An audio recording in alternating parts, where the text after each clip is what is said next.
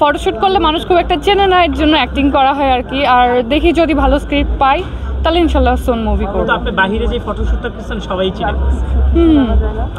না, দেশে বাইরে যেগুলো ফটোশ্যুট করি সেগুলো তো আমার নিজের পার্সোনাল ছবি, এটা তো কোনো ব্র্যান্ডের সাথে চুক্তিবদ্ধ না। কিন্তু সেই সিনেমা মানে ফটোশ্যুটের ছিল সেই ছবিগুলো বেশি ভাইরাল হয় কেন? এটা আমি জানি না কেন ভাইরাল হয়।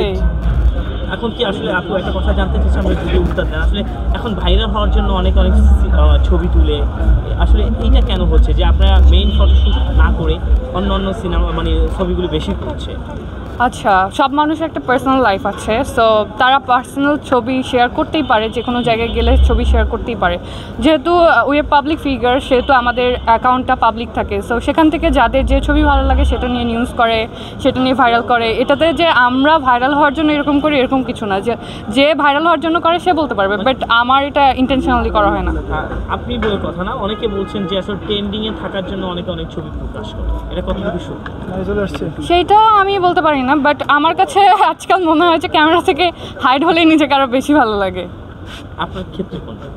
ওই যে বললাম যে ভাইরাল হওয়ার জন্য এত কিছু করতে হয় না। ভাইরাল আমাকে দেখা যায় যে আমি বাসার মধ্যে শুয়ে বসে আছি, মানুষ আমাকে ভাইরাল করে দেয়, সো আমার ভাইরাল হওয়ার জন্য স্পেশাল কিছু করতে হয় না, আর আমি ভাইরাল হতে চাইও না।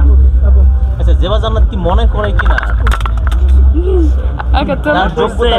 মিডিয়াতে যে পরিমাণ আউটপুট দেওয়ার কথা ছিল, কাজে ডেলিভারি দেওয়ার কথা ছিল, সেই রকম হচ্ছে না?